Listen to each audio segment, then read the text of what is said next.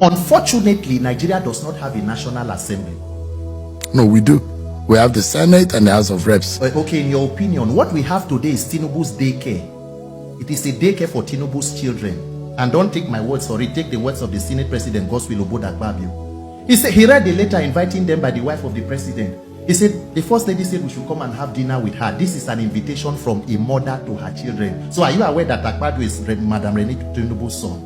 So if a mother, Remi Tinubu, maybe you didn't mean it that way. Okay, well, I want to know the explanation. So if the first lady, Madam Remi Tinubu, is their mother, who will be their father, President Tinubu? So what the National Assembly is there today to do is to ensure that they push the wills and the privileges or whatever that are the opinions of the president, and not to become the hallmark of a democracy. And that is why during the Ramadan break, you could hear the Senate President telling the president that we are loyal to you. Mr. Sheung, the National Assembly is the hallmark of a democracy. A person, an institution that should carry out oversight over other arms of government, see themselves as children of the head of the executive arm of government. So who is going to carry out oversight? Children oversighting their parents? So that is where Nigeria is today. And that is why all of the electoral issues, I'm sure you get into that and all of that, it went through the National Assembly. And you saw that President Tinubu, within less than how many hours after the bill was passed, he signed it into law. The best reason and explanation for that is because you co-authored the bill. So the bill only went back to where it came from, not where it emanated. You have claimed that President Bola Tinubu fears a free and fair election, even in the face of defections from opposition governors to the APC. Given these defections and the shifting political landscape, do you believe the APC-led government is preparing to manipulate the 2027 election to protect its hold on to power? Because in the scheme of things, there seems to be some skepticism about how strong the APC is looking. But there are those who will say the opposition is lazing around where the ruling party is working hard. Can you blame the ruling party for working hard and investing a lot of people into their camp? This is politics. You know, I think it is even unfortunate that we will have to discuss it in this light, because government in Nigeria has become outsourced. So in Nigeria today, the US is helping the Nigerian government to fight insecurity. France is helping Nigeria to collect taxes. Then President Tinubu, the commander-in-chief, is overseeing defections from the other parties to APC.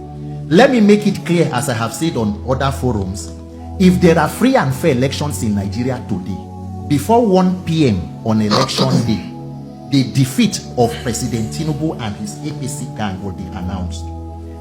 When you hear people talking about they have, and it is clear even in the body language of the ruling party, Mr. Sheung, how can you have more than 30 governors, or let's say 30?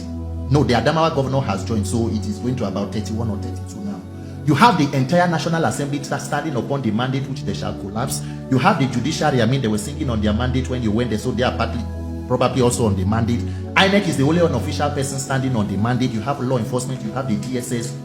Who is afraid of free and fair elections in Nigeria? Why exactly is Tinubu and the APC afraid of one simple clause, mandatory real-time electronic transmission of results, that INEC in itself has said we have the capacity to do? We have tested it, we are doing it, we only need a law, a legislation to back it. So if the government is so popular, you are a master strategist government, you have removed subsidy, we are making giant strides, we are making bold reforms, you know, it's called bold reforms under this renewed, you know, whatever that it is it hopelessness or hunger? That I don't know. So what exactly is the fear of the ruling party?